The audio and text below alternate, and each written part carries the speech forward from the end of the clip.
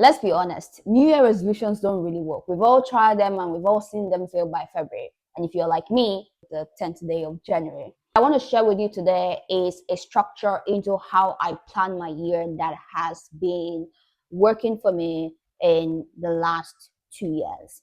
I'm a very self-reflective person, as many of you. I'm quite ambitious, and I have like so many things I want to do. I think about self-development, how I want to improve on that, and in the last couple of years, I've had like so many 2021 goals, 2022, 2023, all of those goals that I want to achieve. Goals that really requires a change in habits, a change in behavior. And I mean, if you've been in this world for odd number of years, that isn't going to change because like the clock hits reset on the first day of January, and all of a sudden you're a brand new person. What do I now do instead? And why? Focus on principles, not the actions. I want to save $40,000 in a year. I want to do this. Like, what is the principle of getting to that savings goal? Or what is the principle of getting to that personal development goal? Perhaps it's just actually, I want to make sure that every month, X% is deducted from my income, and I want it set aside here. I want to be able to have this automatic. And so you start to think about what are the principles or the process, not necessarily the exact goal. Because when you start to think about the principle, then you even start to know whether some of your goals are realistic or not. Make sure you define a principle-based financial goal. That is, I'll save 20% of my income every month has to go to X account, and that way you can create what that X account is. You can deduct that from your payday so it doesn't even hit your account. And if you hit the $40,000 goal in a year, you do. If you don't hit it, that's okay too. And for me, I think this was one thing that really changed how I think about my goals. During my week, can I read a chapter of a book or like 2 chapters? What does that look like? So having it more into like that process based, the principle of, I don't know, saving, the principle of reading versus actually having the set goal of it has to be 50 books or so in a year. Pick a struggle. Just pick one and focus on it.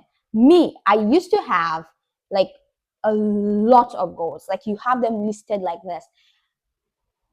How do you want to change yourself? Because the day resets to day one and then become this brand new person who breathes like very luxurious air, and now you have all of those things you're going to do and you feel like magically you're just going to do it after living how many odd number of years. That is not going to work. I found out for me that one of the things that work is to pick a struggle, pick an area of focus. Because when I pick this area of focus, I'm able to tie every other goal in one way or the other to it.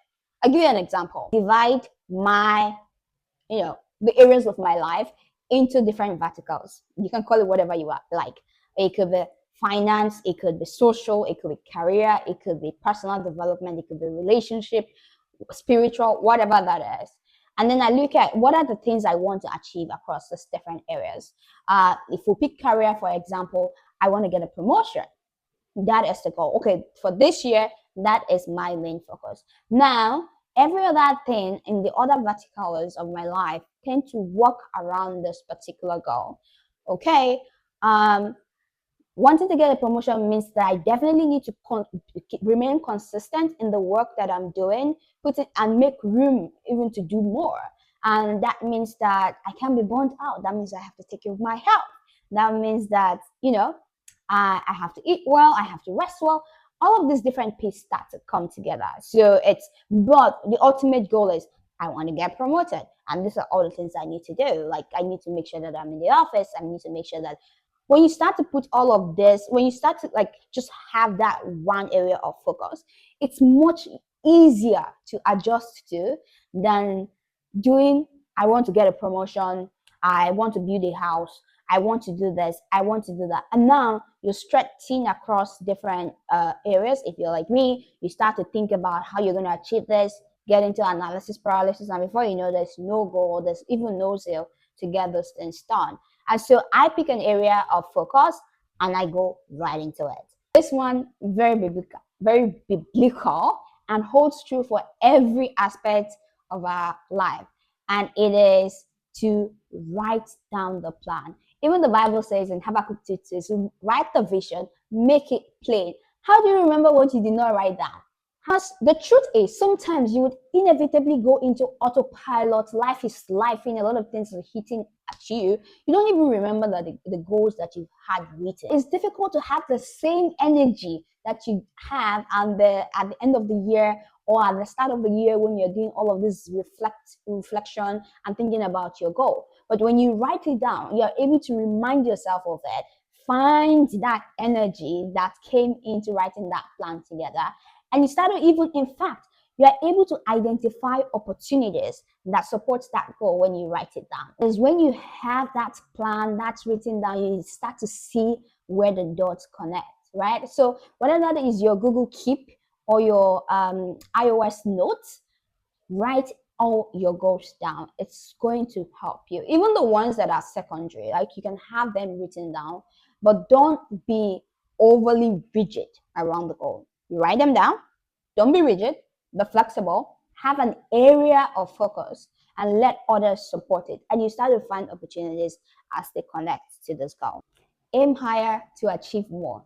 Really, for me, I'm very ambitious. Even when I know that I cannot achieve it, I will still write it down. Because it is when you have planned for something, you know that extra bonus is going to go to when it comes in. Like you don't have to use it to buy a PS5 or like something else because you didn't plan for it. My dad used to say, aim for A. If you don't get it, at least you get a B. But see, if you start to aim for C or D at the very beginning, the likelihood that you get an F is very high. So try as much as possible to aim higher, be flexible with it, and continue to do the work, because then you find opportunities. And when you do, when things fall on your lap, you already have structure. This is how I realized that lessons learned at work can be, repurposed for some of the contents that I share on social media. And so now, because I have a plan, I am now excited to learn more. I'm even pushing myself to learn more so that I never run out of content to share on social media. The day that you decided is the day that you start. You don't have to wait for the first day of the month of January to get started. These days, I start my new year in November and start to figure out actually how has the year been, be reflective of the year, and then figure out, okay, what do I want for next year? And it starts then. Don't wait for the start of the year. It's not going to change anything. If you already know what you want to do, get at it. What is stopping you? Why haven't you started?